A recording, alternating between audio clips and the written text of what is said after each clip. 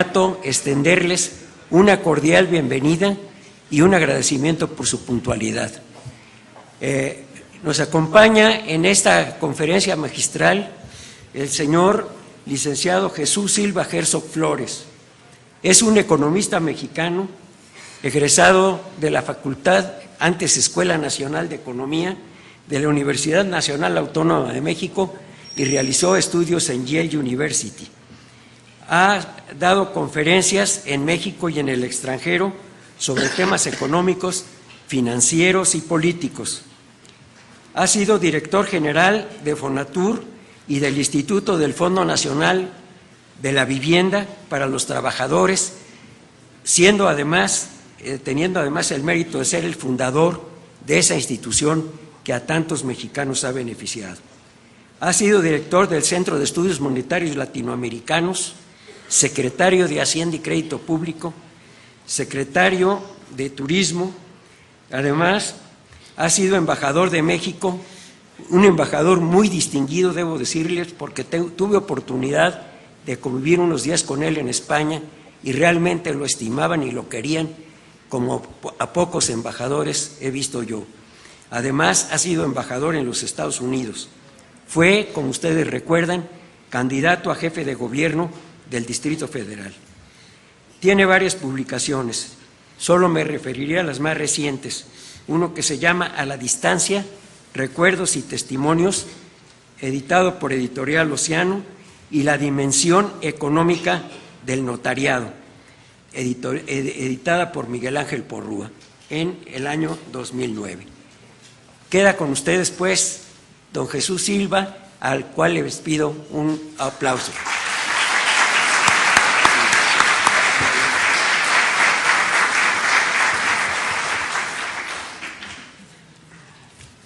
Bueno, muchas gracias y muy buenos días a todas y a todos. Yo expresaría en primer término mi aprecio y agradecimiento por la muy amable invitación que me hicieron para participar en este 15 Congreso Internacional de Contaduría, Administración e Informática. Tuve oportunidad de ver el programa.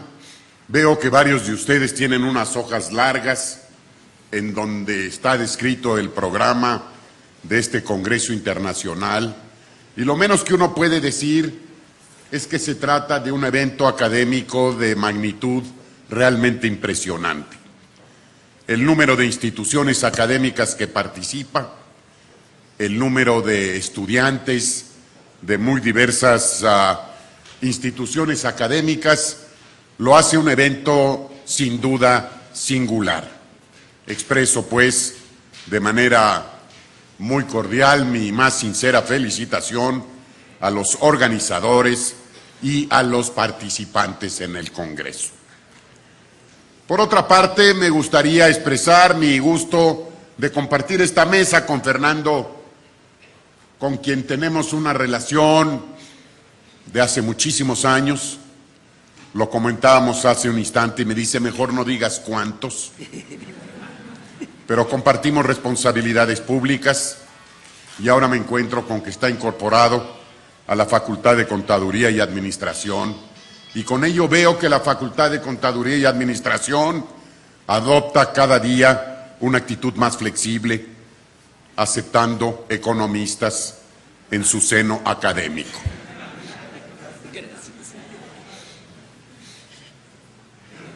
El tema que me asignaron es el de la situación económica y financiera en México.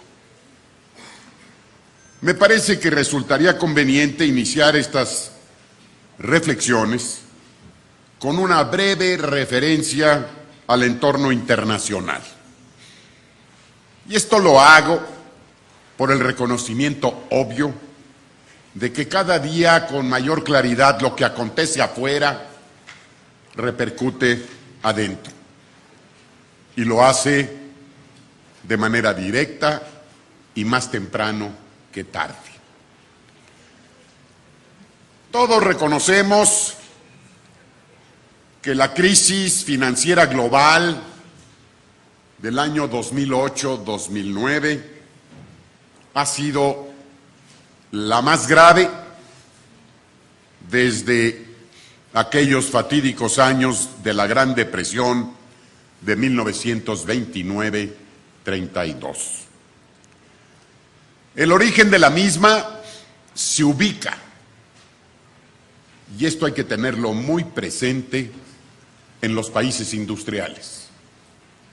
A diferencia de otras crisis importantes que surgieron en México con la crisis de la deuda en el año 82, con la crisis en la ex Unión Soviética unos años después, el problema en Argentina en el 2000, etcétera. En este caso se trata de una crisis cuyo origen se ubica claramente en los países industriales, principalmente en los Estados Unidos de Norteamérica. Su explicación fundamental es que se dio en los años previos una expansión brutal del crédito hipotecario. Crédito hipotecario estimulado por una muy baja tasa de interés que tenían las autoridades monetarias de los Estados Unidos, que estimuló que mucha gente buscara el crédito hipotecario para comprar una casa o una segunda casa. Hubo casos de exceso tal como que se concedían los créditos hipotecarios a lo que se llamaban los ninjas. Los ninjas quiere decir, en inglés, no income, no jobs, no guarantee. Si se dieron créditos hipotecarios a diestra y siniestra. Yo tengo un amigo mío que trabajó conmigo en la Embajada de México en Washington. Le gustó el área y cuando yo regresé a México él decidió quedarse. Vive en los suburbios de Washington, en el estado de Virginia. Es ilegal. No tiene ingresos. No tiene trabajo. No tiene garantías. Y obtuvo un crédito hipotecario que le permitió comprar una casa y en una burbuja que se generó en el precio de las casas y en el precio de los terrenos en Estados Unidos, se dio cuenta que podía vender su casa con una ganancia de 100 o 150 mil dólares. La vendió, le dieron otro crédito hipotecario y compró otra, y un poco estaba bajo la convicción de que ya la había hecho. Con esto yo me llevo mi vida en Estados Unidos, comprando y vendiendo casas. Yo recuerdo que me lo platicó él entusiasmado porque había encontrado ya la manera de vivir y vivir bien en Estados Unidos. Y yo le hacía la advertencia, ten cuidado, porque si es cierto que la tasa de interés con la que compraste tu primera casa era de este nivel, es muy probable que en una fecha próxima la tasa de interés se eleve y te pueda provocar un problema serio. La tasa de interés se elevó, él está embargado hoy en día, pensando en regresar a México, pero no sabe a qué. Hubo una explosión en el crédito hipotecario en los Estados Unidos y, repito, una burbuja en el valor de las casas. Casas que tenían una valuación de 100, al cabo de 12 meses costaban 200. Y eso entusiasmó mucho a los que intervenían en estos mercados. Hay una variedad de explicaciones académicas de por qué surgió la crisis financiera global de los 2 años inmediatos anteriores. Crisis que, por cierto, hubo quien la calificó como que era el equivalente de la caída del muro de Berlín para el capitalismo. y que después de esta crisis bien podría pensarse en el fin del capitalismo. Afirmación, por supuesto, precipitada y que no tuvo ningún fundamento. A mi manera de entender, la explicación básica de esta crisis financiera global que puso en riesgo la estabilidad del mundo se origina en una palabra sencilla: excesos. Excesos en el endeudamiento de los gobiernos, exceso de los endeudamientos de las familias con los créditos hipotecarios, excesos en el endeudamiento de muy diversas empresas, excesos en el endeudamiento de las instituciones bancarias. Los bancos de inversión, los bancos comerciales, se endeudaron de una manera que provocaron el borde de esta crisis. Excesos en la desregulación.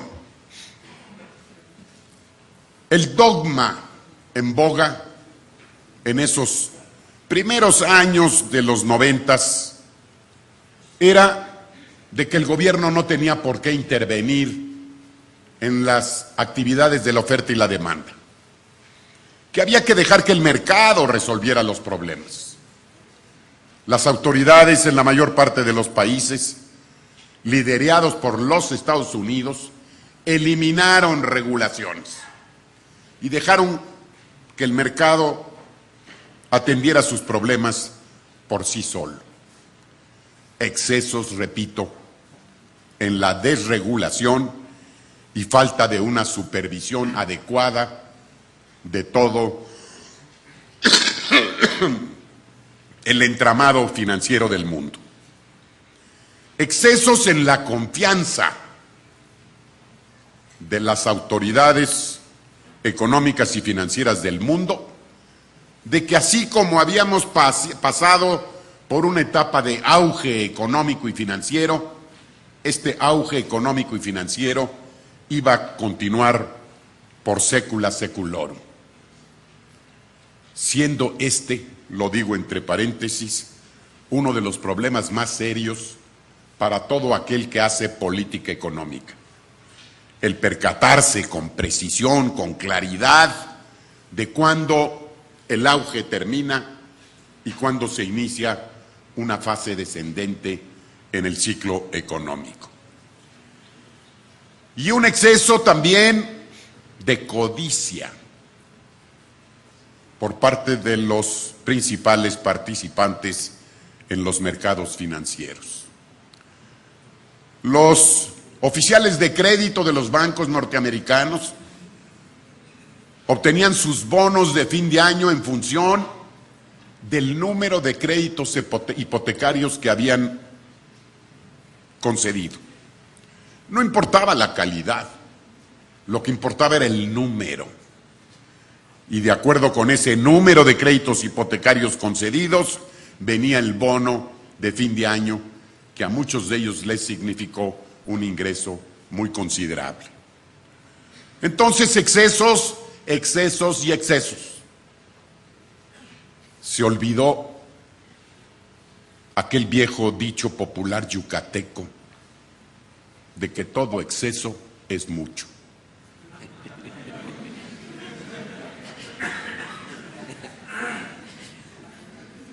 Frente a la crisis, los gobiernos de los principales países del mundo, léase Estados Unidos, los países europeos, China, Corea, Brasil, adoptaron políticas anticíclicas muy agresivas. Los gobiernos concedieron apoyos emergentes que no tienen precedente en la historia económica del mundo. Estados Unidos, por ejemplo, concedió a través de distintos mecanismos algo así como 1.500 miles de millones de dólares para apoyar a los bancos, para apoyar a algunas empresas industriales que habían caído prácticamente en bancarrota, como General Motors, como Chrysler, que se vieron obligadas a recibir apoyos del gobierno norteamericano, que incluso en algún caso hicieron que ya la General Motors se llamara Obama Motors. Ya General Motors está empezando a pagar los apoyos que le han dado y han recuperado su nombre original de General Motors. Hay dos herencias de esta crisis que me gustaría destacar y poder compartir con ustedes. Uno, estos apoyos extraordinarios a los que se vieron obligados los países industriales han provocado un déficit del gobierno, un déficit considerablemente elevado, y han provocado, por otro lado, un nivel de desempleo en el mundo que no tiene precedente.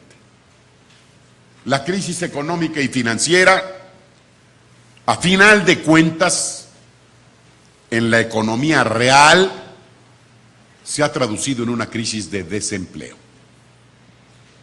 Permítanme darles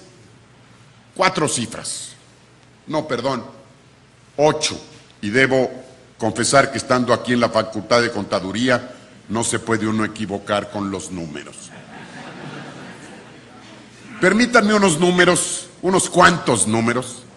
Nosotros los economistas somos más generales, para transmitirles a ustedes el tamaño del déficit público y el nivel de desempleo en unos cuantos países del mundo. En Estados Unidos este año el déficit del gobierno va a ser alrededor de 9% del Producto Interno Bruto y su tasa de desempleo cercano al 10%. En Inglaterra un déficit de 10%, un desempleo del 8%. En Francia de 7,9% y 10% de desempleo. En España 10% de déficit y 20% de desempleo. 20% sobre su población económicamente activa.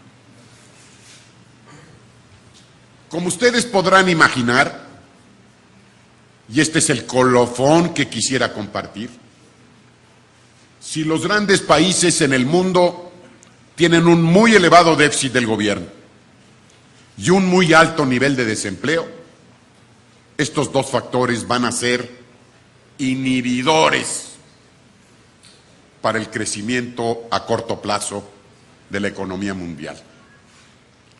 Buen número de los países, de este tipo de países, van a estar preocupados por reducir el déficit. Y si tú tienes un nivel elevado de desempleo, los desempleados gastan menos, los desempleados gastan menos, viajan menos, compran menos coches, televisores, etcétera. Entonces esto van a ser factores que van a explicar que para los próximos años, me refiero a los próximos 3, 4 o 5, el crecimiento de la economía mundial va a ser relativamente débil. Y si esto es así, en una economía como la nuestra, abierta, interdependiente con los Estados Unidos, o mejor dicho, dependiente de los Estados Unidos, va a ser también un factor que nos va a jalar hacia abajo en el posible dinamismo de nuestra economía. A principios de este año se inició una recuperación prácticamente en todo el mundo. Todos los países prácticamente en el mundo registraron crecimiento positivo, con excepción de España. Hubo ya voces que clamaban con una actitud totalmente optimista de que los problemas estaban resueltos y que teníamos que mirar para adelante. Sin embargo, estoy saliendo de una gripa y como verán ya estoy bastante bien. En los meses más recientes hay señales claras de desaceleración. En Estados Unidos, por ejemplo, la producción industrial, que es un índice muy importante y muy importante por sus efectos en México, de acuerdo con las últimas cifras, llevamos un crecimiento del 1.6%, menos de la mitad del trimestre anterior. Y la confianza del consumidor, otra medida importante, está en niveles, de acuerdo con las últimas cifras, del 0.2%, la más baja desde agosto de 2008. La gran duda... miren, me están filmando. La gran duda es de si esta recesión que hemos vivido va a tener la forma de una V chica, es decir, una caída y una recuperación, o si va a tener la forma de una W, una caída, una recuperación en los primeros meses de 2010 y una nueva caída en los meses siguientes. El asunto no está claro. Y por si las dudas, el gobierno del presidente Obama ha anunciado hace apenas unos cuantos días nuevas medidas de apoyo para afianzar la recuperación y evitar una nueva caída. Ahora, ¿qué podemos decir de la economía mexicana? La crisis nos pegó fuerte. Del catarrito pasamos a una caída de la economía en el año 2009 del 6.5%. La peor en 70 años. Y tuvimos un desempeño económico que fue el peor en América Latina. Uno de los peores en el mundo. Nos pegó en el empleo. Hoy en día tenemos alrededor de 2,5 millones de desempleados, buen número de ellos jóvenes, buen número de estos jóvenes a quienes se les denomina, como ustedes saben, los ninis,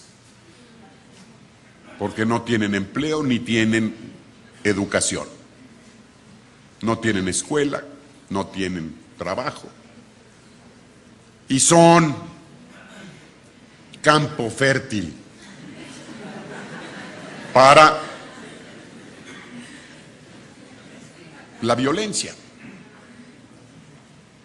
Y yo creo que este país nuestro no necesita ninis, sino necesita sisis, que sí estudien y que sí trabajen. Cuando la palabra esta sisi suena medio feo, caray. Como que da la impresión de...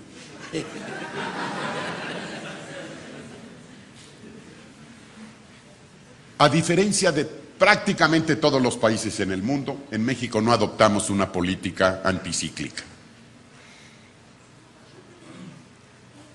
Es más, lo que hizo el gobierno en el año 2009 fue más bien una política procíclica. No ayudó a combatir la recesión, sino incluso la agudizó.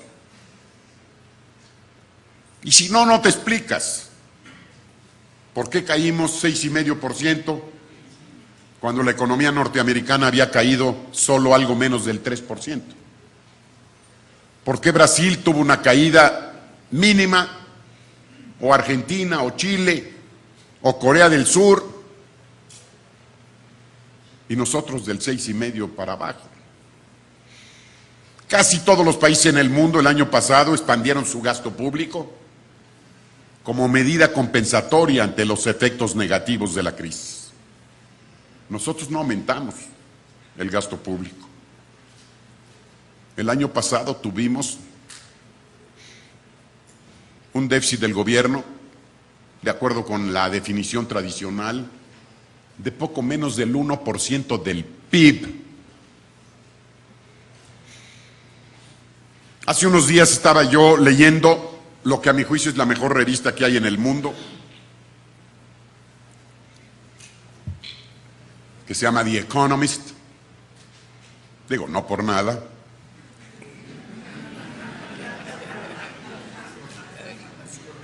Y en la última página de todos los números del The Economist se publican indicadores económicos y financieros más o menos de 40, 45 países. Me llamó mucho la atención y lo estuve viendo con mucho cuidado en el último número.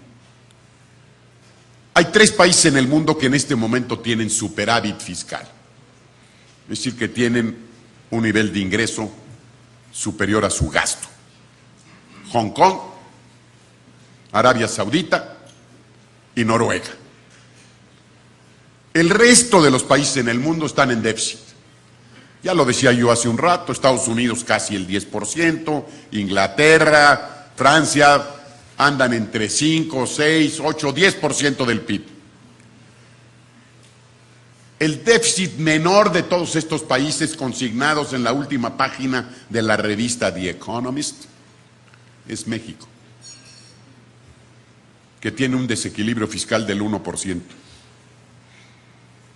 Yo creo que es perfectamente lógico, yo no sé ustedes qué piensen. Es perfectamente lógico, nosotros somos un país rico. Tenemos resuelto prácticamente todas nuestras necesidades. La infraestructura con la que cuenta el país es inmejorable. Las calles de la Ciudad de México no tienen un solo bache. Nuestro sistema educativo es de los mejores que hay en el mundo. Nuestros servicios de salud no tienen ninguna deficiencia. En cambio, hay países miserables, como Estados Unidos, como Inglaterra, Francia y Alemania, cuyo sistema educativo es muy deficiente, no tienen carreteras y entonces tienen que incurrir en un déficit del 8, del 9 o del 10% del PIB. Y nosotros, más papistas que el Papa, mantenemos prácticamente en equilibrio nuestras finanzas públicas. Yo francamente no lo entiendo.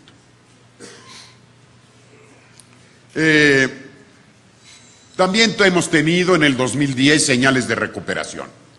Este es un año que va a ser obviamente mejor que el año pasado. De acuerdo con las últimas cifras, el primer semestre muestra ya un crecimiento positivo de 5% en los primeros 6 meses del año, estimulado en alto grado por un incremento brutal en las exportaciones principalmente de la industria automotriz, producto asimismo de que la demanda en los Estados Unidos empezó a recuperarse sobre los niveles deprimidos de principios del año de 2009. Nos ha ayudado también un alto nivel en los precios del petróleo. Ayer, por ejemplo, la mezcla mexicana se cotizó a $76 el barril.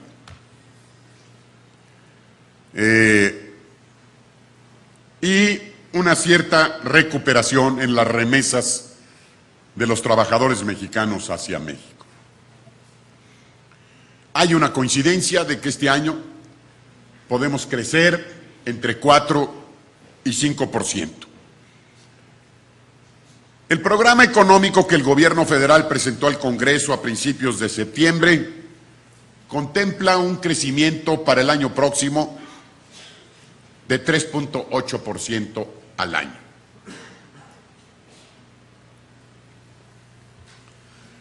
Cuando le preguntaron al secretario de Hacienda actual, no al anterior, porque eso sí sabíamos más o menos, le preguntaron al secretario de Hacienda actual por qué íbamos a crecer menos el año próximo que el año actual. Su respuesta es muy elocuente. Dijo, es que Estados Unidos va a crecer menos. Si todo se lo debo a mi manager, ¿no? Está mostrando la ausencia de políticas compensatorias. Es cierto, Estados Unidos va a crecer menos y eso nos va a jalar a crecer menos, pero para eso está la política económica contracíclica, para poder tomar acciones que estimulen el mercado interno y que pueda crecer por otro lado nuestra economía. Se estima una inflación de 3% para el año próximo y un precio del petróleo de $63 el barril. El programa económico para el año que entra no hace nada para estimular el crecimiento o generar empleo. Es más de lo mismo, manteniendo como prioridad fundamental de la política económica la estabilidad financiera y el control de la inflación. Es un presupuesto nini, porque ni estimula ni consolida.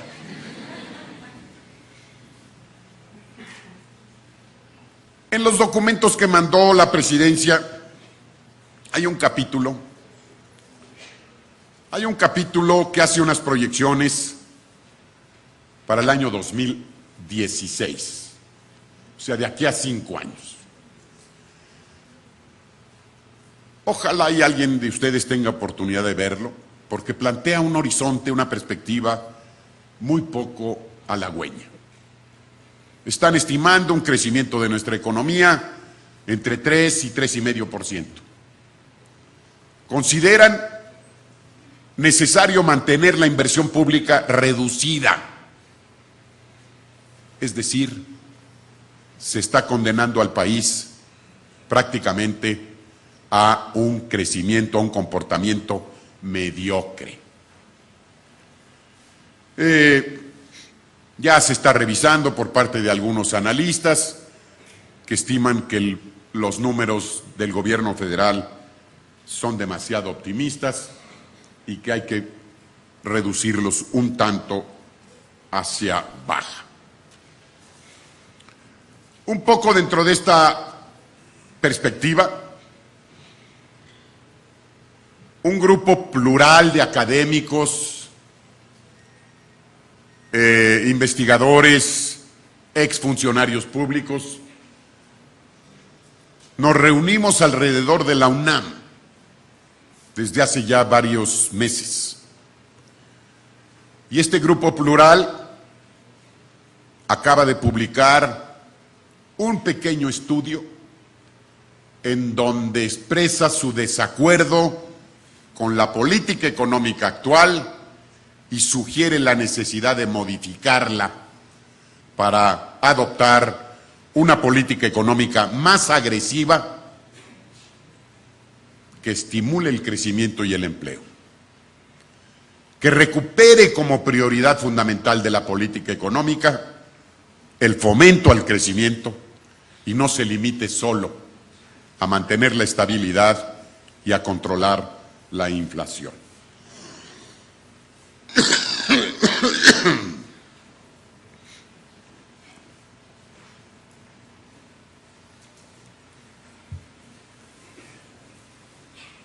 ¿Qué debo hablar? ¿40 minutos? ¿50?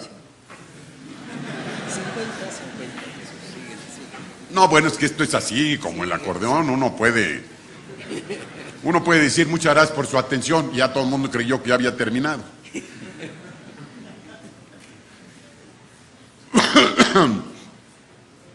Me interesa destacar algo.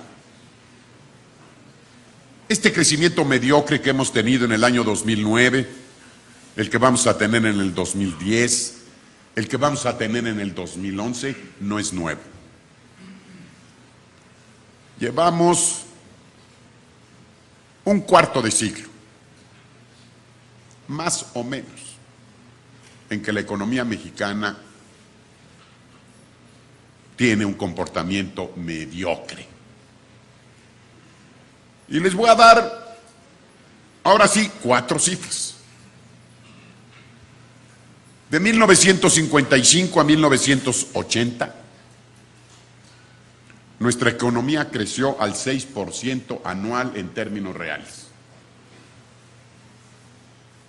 Eso permitió, repito, de 55 a 80, permitió elevar el ingreso por habitante en 3% por año, en términos reales, y hacer crecer de manera muy significativa a la clase media mexicana. En el último cuarto de siglo, o un poquito menos, 1980 al año 2010, no, un poquito más de un cuarto de siglo, el crecimiento de la economía ha sido del 1,5% anual. Si pasamos de 6 a 1,5. Y este 1,5 no ha permitido elevar el ingreso por habitante de nuestra población. En el primer cuarto de siglo mencionado, México invertía 22-25% del producto.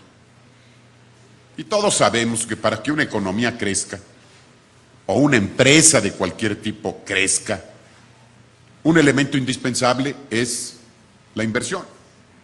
¿Cuánto dedicas a aumentar tu capacidad de producción, los nuevos equipos, etcétera? Invertíamos en ese primer cuarto de siglo de 22 a 25% del PIB, que es más o menos lo que se estima necesario para que una economía mantenga un desempeño dinámico. En los 20 o 25 años más recientes, ese coeficiente de inversión se ha reducido al 15% del PIB. Y eso explica de manera bastante elocuente y simple el por qué nuestra economía está creciendo poco. Y si vamos un poquito más, escarbamos un poquito más, la caída en la inversión total en buena parte se explica por una caída de la inversión pública. Lo que realiza el gobierno federal, los gobiernos estatales y municipales. En el primer tramo que mencioné, la inversión pública representaba la mitad del total. Hoy representa el 20%. Es decir, lo que hemos hecho es reducir la inversión pública, gastar menos en carreteras, en centros educativos, en centros de salud, en aeropuertos, en puertos. Y por eso estamos, pues como estamos, en buena medida por una baja significativa de la inversión. En varios indicadores internacionales vamos para atrás. Está muy cacareado de hace unos días para acá la caída en el índice de competitividad de México, que pasó del lugar 60 al número 66, de acuerdo con el Foro Económico Mundial. Y caídas semejantes podemos decir en transparencia, en calidad de la educación, en facilidad para hacer negocios en México, etcétera. Y algo que me duele personalmente. Hace 2 o 3 años se formó un grupo de países emergentes. Brasil, Rusia, India y China.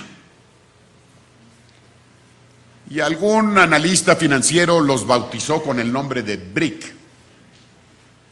Brasil, Rusia, India y China.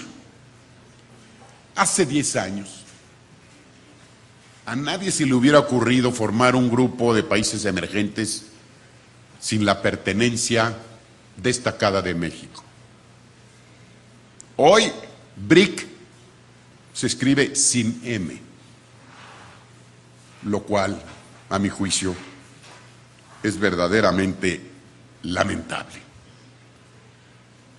Hace unos años nuestro país estaba por encima, en muy diversos indicadores, de países como España, como Irlanda, como Corea del Sur. Cualquiera de estos tres que menciono solo al azar están ahora en situación superior a la nuestra. No hay que ser pesimistas, y en este periodo más reciente hemos logrado avances formidables en el manejo de indicadores macroeconómicos. El déficit del gobierno lo hemos bajado y hoy estamos alrededor del 1% del PIB. La inflación la tenemos controlada, más o menos 4,5%. Llevamos ya varios años con una inflación de un dígito. Cuando muchos de ustedes recordarán, yo lo recuerdo en carne propia, en el año 82 tuvimos inflación superior al 100% y en el año de 1986 la inflación fue de 167%. Muchos no se acuerdan o no habían nacido. Hoy la inflación está entre alrededor de 4%.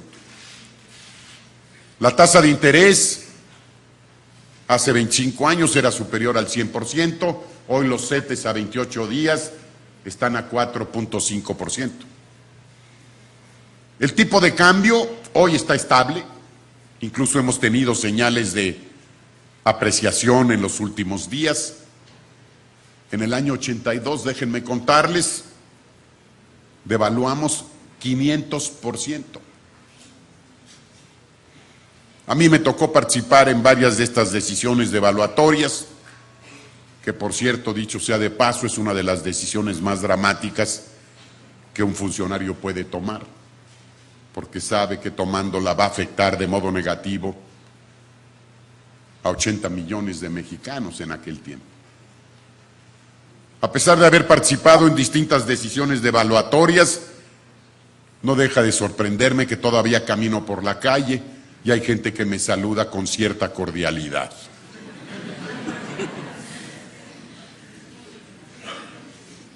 Hoy el Banco de México tiene reservas internacionales por 107,000 millones de dólares. Cifra histórica. Nunca antes habíamos tenido tal cantidad de dinero en las reservas del Banco de México. En año 82 teníamos reservas inexistentes. Me tocó ir a Nueva York el 20 de agosto de ese año de 82 a reunirme con la comunidad financiera internacional y decirles nuestro viejo dicho mexicano de debo no niego, pago no tengo. Ese día el Banco de México tenía 158 millones de dólares en la reserva. 158 millones. Hoy tenemos 107,000. Y créanme que es muy distinto ser secretario de Hacienda con 158 millones de dólares a hacerlo con 107,000. Lo digo esto con pura envidia.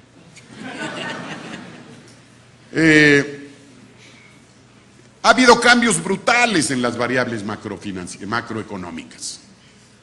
De verdad, casi podríamos decir que estamos hablando de dos países distintos. Pero hay un problema que lo mencionábamos en el curso de estas reflexiones: el país está estancado. Estamos en lo que un amigo entrañable mío le llama el estancamiento estabilizador.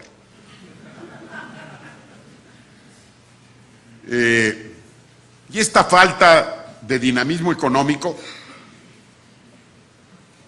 lo que ha provocado es desempleo. México necesita crecer al 5% anual para poder absorber el incremento en la fuerza de trabajo.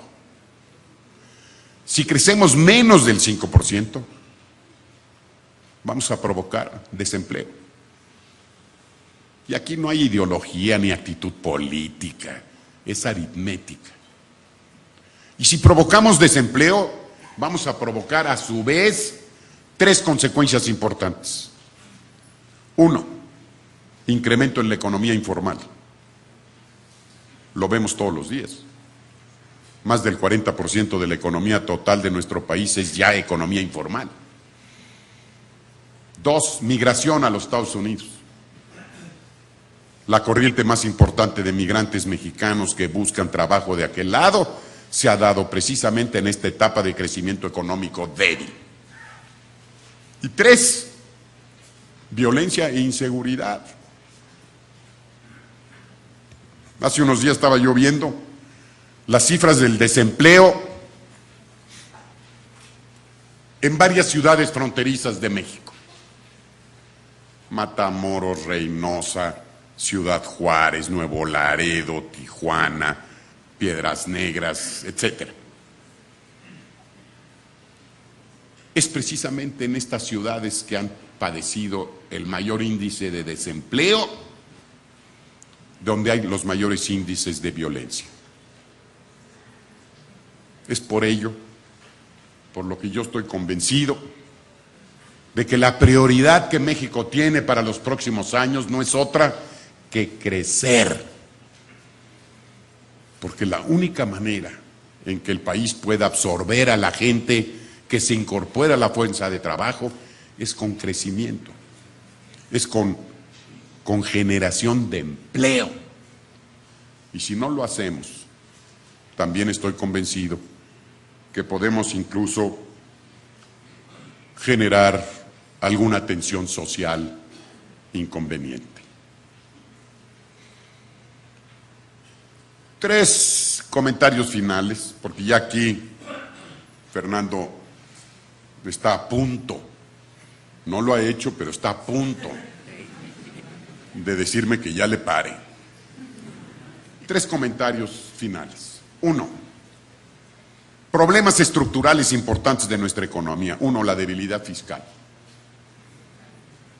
Pocas cosas podemos hacer con un coeficiente tributario, es decir, relación entre impuestos y economía, de 10-11% del PIB. Brasil tiene 32, Argentina 24, Chile 22, nosotros 11. Pues necesitamos aumentar el ingreso público. Por eso extraña, yo estoy en total desacuerdo con la propuesta del PRI de bajar el IVA del 16 al 15, es una barbaridad, es demagógico, pero estoy seguro que no va a pasar. Ya me lo dijeron los que lo propusieron, que nomás lo hicieron para... Necesitamos aumentar el ingreso público, pero sin olvidar una mayor atención al gasto público. Tenemos mucho gasto público dispendioso, gasto corriente excesivo. Transferencias a los municipios del país en los que hemos venido generando lo que alguien ha llamado la cultura de la suburbanización. ¿Qué quiere decir? Que cuando el presidente municipal recibe su transferencia del gobierno estatal y este a su vez del gobierno federal, lo primero que hace es comprarse una Suburban.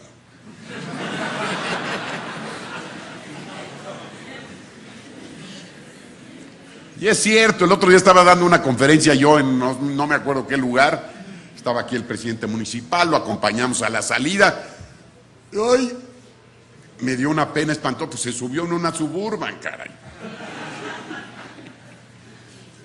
Otro problema importante, estructural, de gran trascendencia, es que tenemos una banca que no presta. Cometimos uno de los errores históricos más graves de nuestra historia al permitir la extranjerización de la banca. Y hoy tenemos una banca sólida, sana, que gana mucho dinero, le manda muchos recursos a sus matrices. Los presidentes de estos bancos están agradecidísimos de la operación mexicana, pero la banca no presta las actividades productivas. Se limita a créditos al consumo, al crédito hipotecario, a cobrar altas comisiones. Yo antes consultaba mi saldo, bueno, intentaba por lo menos. Ya no lo hago porque le cobran a uno cada vez que accede uno a su cuenta. Digo, es una barbaridad, ¿no? Tenemos un sistema bancario que no presta. Entonces, si tenemos un sistema fiscal que no tiene dinero suficiente, una banca que no presta, tenemos dos instrumentos fundamentales que están siendo muy limitados. Y un tercer elemento, estamos en un proceso de extranjerización muy preocupante. Ya todo se tiene que pronunciar en inglés. Y lo peor de todo es que hay muchos capitales extranjeros que están viniendo a México, no a generar nuevos proyectos, sino simplemente a comprar lo que ya existía. Yo vivo cerca aquí en la Avenida Universidad. Cuando daba yo la instrucción de cómo llegar a mi casa, le digo, mira, pasas por Aurrerá y das vuelta a la izquierda. Ahora tengo que aprender a pronunciarlo adecuadamente. Pasas por Walmart.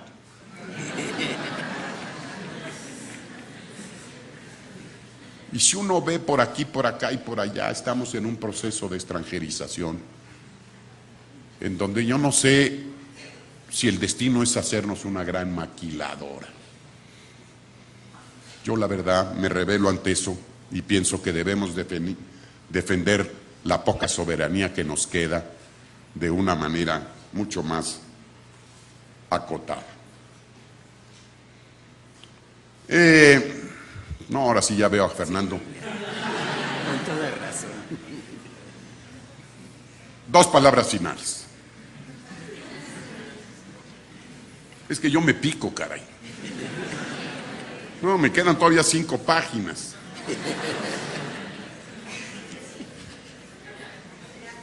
Yo creo que necesitamos recuperar el papel activo, prudente y promotor del gobierno. Lo hemos hecho a un lado, lo hemos convertido en un gobierno que nada más abre los ojos, y eso a veces, pero que ha dejado de ser lo que en otras épocas y en cualquier país del mundo ha sido como explicación básica de un mejor desempeño para la economía y para el bienestar de la población. Yo creo que necesitamos recuperar un papel más activo del gobierno. No para volver a los excesos del pasado, porque cometimos muchos excesos, pero sí para hacer del instrumento de inversión pública, de orientación regional, sectorial, un instrumento mucho más importante que el que hemos tenido hasta la fecha, dándole una importancia excesiva a las fuerzas del mercado, a la iniciativa privada y a la oferta y la demanda. Yo tenía pensado todavía, pero veo que no hay el consenso aquí en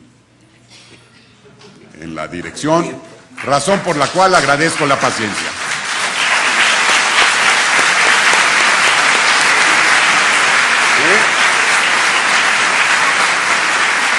Gracias. Muchas gracias.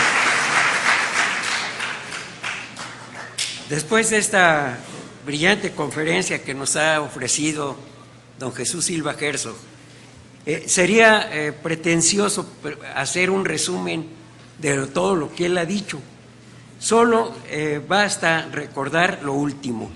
Tenemos una debilidad fiscal muy grande, requerimos hacer un gasto público bien ordenado, necesitamos recuperar el papel de la banca en el desarrollo y debemos acudirnos la extranjerización que tenemos en la economía y en la cultura, porque eso que dijo de hablar en inglés es la extranjerización más grande que estamos teniendo actualmente en el ámbito cultural, y ese es mi modo de ver.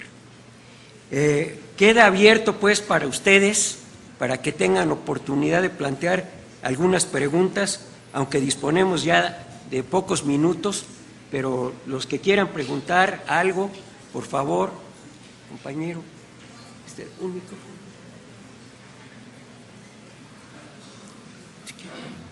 Buenos días.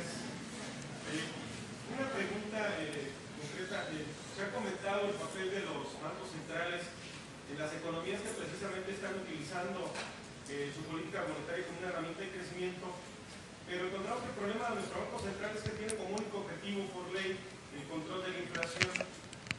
Se ha comentado precisamente el uso de las reservas como una palanca para ese crecimiento.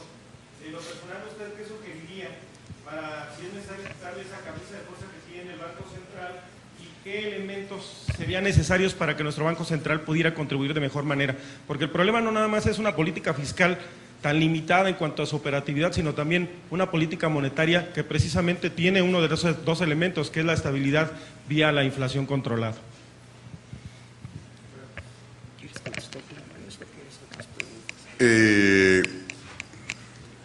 ¿Cómo consideras que de una vez? Bueno, es que luego a veces es mejor recibir 4 o 5 y entonces uno escoge la que uno quiera.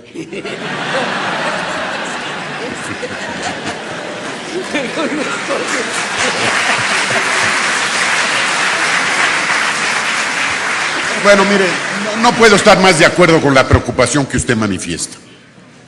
Yo creo que nos hemos cortado de un modo totalmente injustificado un instrumento fundamental de política monetaria y crediticia. Mis primeros años profesionales los hice en el Banco de México. Entonces vengo de aquella cultura en donde el Banco Central, y así lo consignábamos en todos los informes anuales, la economía mexicana logró un buen desempeño económico con estabilidad monetaria interna y externa, pero había siempre el objetivo del desarrollo. Establecimos un buen número de fondos de redescuento en el Banco de México, el encaje legal que sirvió para financiar gastos del gobierno de un modo no inflacionario, utilizando los recursos que la banca privada estaba obligada en depositar en el Banco de México, y tuvimos una política de control selectivo del crédito. Es decir, el Banco de México le decía a los bancos: tú tienes que prestar 14% o 28% a la agricultura, tanto a la industria, etcétera. Que no puedes, entonces me los depositas a mí. Casi todos los bancos centrales del mundo tienen un objetivo dual: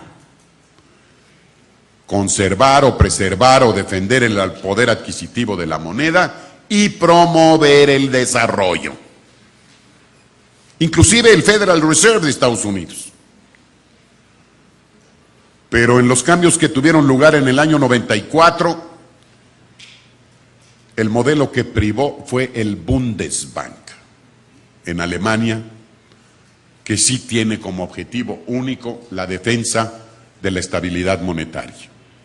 Y nos fuimos por ahí nuevamente siendo más papistas que el Papa.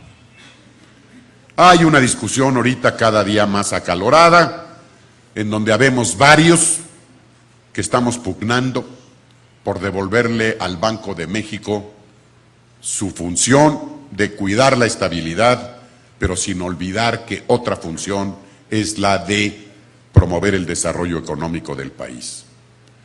El mejor ejemplo de la intervención del Banco de México en esas vicisitudes es Cancún. Cancún es un fruto del Banco de México. Es más, yo soy pionero. Cada vez que yo voy a Cancún, nadie me cobra nada. Me tocó ir junto con Fernando, probablemente, a aquellas playas cuando no había absolutamente nada. ¿Y qué fue lo que hizo el Banco de México? Vamos a seleccionar un lugar que nos permita atraer divisas, generar empleo y promover desarrollo regional. ¿Y qué tenemos que hacer? Tenemos que generar aquí infraestructura, meter el agua potable, la luz eléctrica, el aeropuerto, y luego va a llegar la iniciativa privada. Y el modelo funcionó. Así también el Banco de México fundó otros centros turísticos, pero fundó el FOBI para dar créditos para adquisición de vivienda, y buena parte del Infonavit, del cual yo fui el primer director, surge de iniciativas del Banco de México. ¿Alguno de ustedes conoce los tapetes de Temuaya? Por ahí cerca de Toluca. Es una iniciativa del Banco de México, en que se pensó que había que darle alguna actividad a gente de esa zona que no tenía trabajo y que vivía en condiciones de miseria. Y ahora hay un buen número de artesanos que se ganan la vida tejiendo tapetes de Temuaya, que tienen una calidad reconocida internacionalmente. Y entonces a lo mejor nos podemos preguntar qué andaba haciendo el Banco de México haciendo tapetes. ¿O qué andaba haciendo el Banco de México en una playa como Cancún, Ixtapa, Huatulco, Los Cabos? Bueno, estaba cumpliendo con uno de sus objetivos importantes, que era encontrar mecanismos para promover el desarrollo. Entonces no puedo estar más de acuerdo con la pregunta de usted, pero eso también nos daría pauta para otro seminario que con todo gusto acepto. ¿Alguna otra pregunta? Si me permiten. Ahora sí que levante la mano porque... Sí, levántela. Ah, ya lo vi, ahora sí. Si me permiten.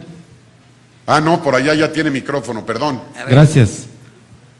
Buenos días y permítame felicitarle la forma tan dinámica en la que aborda estos temas económicos. Sin embargo, sí me gustaría escuchar su opinión con lo que respecta a ese crecimiento que nos maneja de 55 a los 80, en donde usted fungía como funcionario público. La pregunta, bueno, más bien no la pregunta, sino la inquietud por conocer su opinión, es qué papel jugó el endeudamiento en el que llevaron a nuestro país en esos periodos, en donde incluso recordemos las crisis sexenales en las que vivíamos.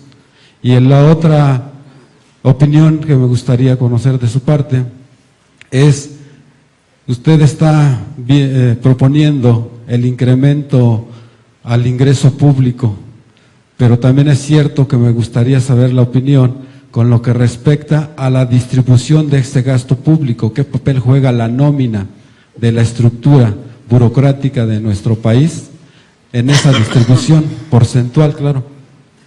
Gracias. Cómo no, con mucho gusto. Bueno.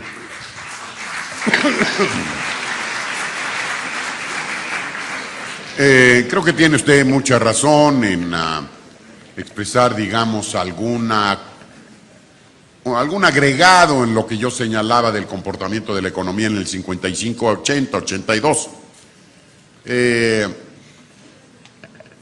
crédito externo, que fue el detonante después de otros problemas, se utilizó con cierta mesura durante la primera etapa de ese periodo. Después llegaron los yacimientos de petróleo de Cantarell, que por cierto, no sé si ustedes sepan, pero que Cantarell es, de acuerdo con la mejor información, el segundo yacimiento petrolero más rico que ha habido en la historia petrolera del mundo. Solo segundo a uno que existe en Arabia Saudita. No fue producto de investigaciones geológicas muy avanzadas, sino de un pescador que, yendo atrás de un pescado, se encontró con una mancha viscosa. Lo avisó a las autoridades cercanas a Campeche y de ahí salió Cantarell. Cuando se descubrió ese yacimiento, nos convertimos en un destino muy atractivo para el crédito externo. Y como sucede con frecuencia en nuestro país, que estamos tan acostumbrados a movernos en sentido pendular, nos fuimos al extremo y cometimos excesivo endeudamiento externo de México. Y eso finalmente, cuando subió la tasa de interés y se dieron otras condiciones, provocó la crisis de la deuda externa de México en el año de 1982. Crisis de la deuda externa que se transmitió de modo muy negativo y dramático a toda América Latina. Otra vez cometimos excesos. Pero en una etapa el crédito externo nos ayudó a tener un comportamiento mejor. Ahora, tiene usted mucha razón y creo que lo dije en la parte final. No hay que limitarse solo a ver el ingreso público, sino hay que meterle el ojo al gasto público. Y en el gasto público, repito, hay mucho dispendio, hay mucho gasto superfluo, y de acuerdo con la información de que dispone uno, el incremento en el gasto corriente, o sea, la nómina, se ha elevado en estos últimos 10 años de un modo exponencial. Es cierto, tenemos hoy más enfermeras, más profesores, más policías, pero también tenemos más subsecretarios. Hay secretarías que operaban con un subsecretario, ahora hay 4. Entonces sí creo que vale mucho la pena darle un corte importante al gasto de nómina, de gasto corriente en que incurre el gobierno federal y los gobiernos estatales y municipales. Hay un agravante, los gobiernos estatales prácticamente no rinden cuentas. Hay una gran opacidad en el manejo de los recursos en los gobiernos estatales. Pero en fin, estoy de acuerdo con usted, hay que ver ese terreno.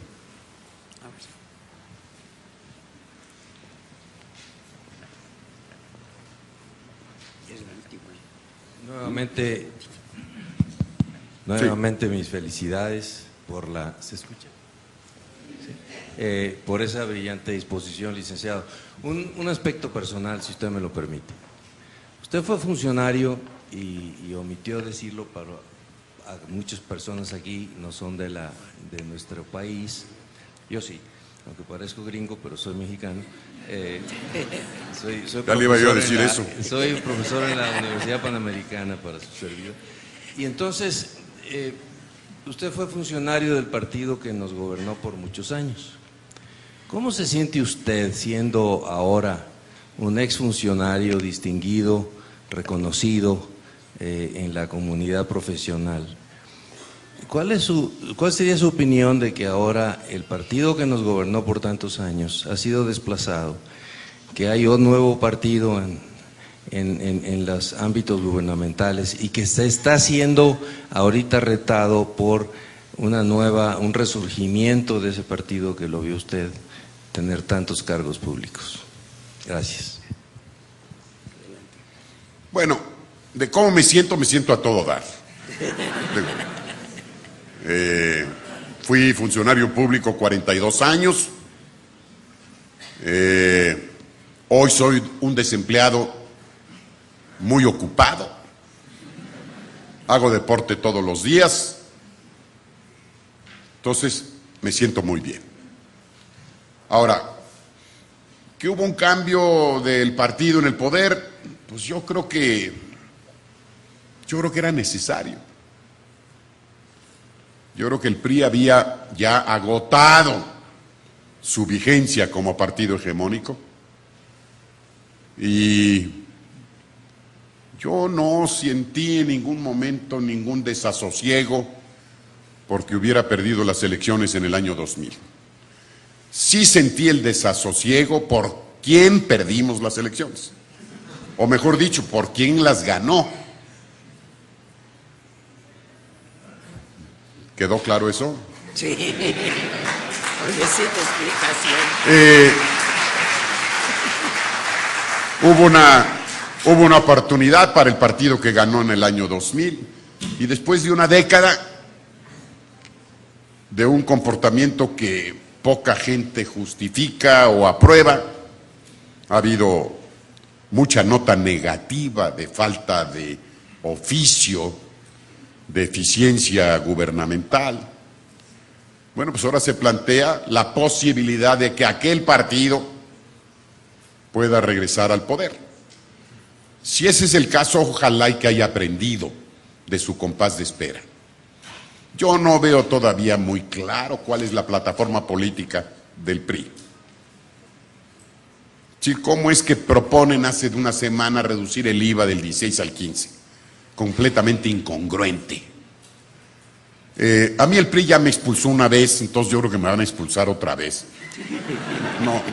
la verdad no me tiene con mucha preocupación. Pero espero que haya mejorado, que haya captado las necesidades. Y para decirlo en forma así muy simple, y a pesar de que esto siempre provoca ciertas reacciones, creo que sigue siendo la mejor opción. Y no estoy totalmente convencido, pero creo que sigue siendo la mejor opción. Mire, pan, por ejemplo, yo no tomo ni en la sopa. Bueno, pues otra vez muchísimas gracias por su atención. Gracias.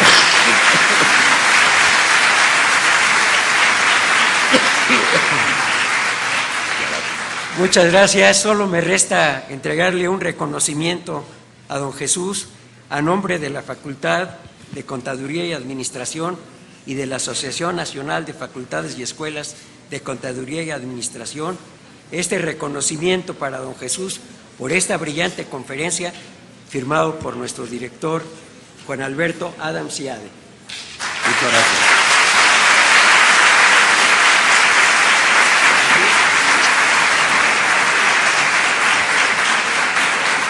Muchas gracias.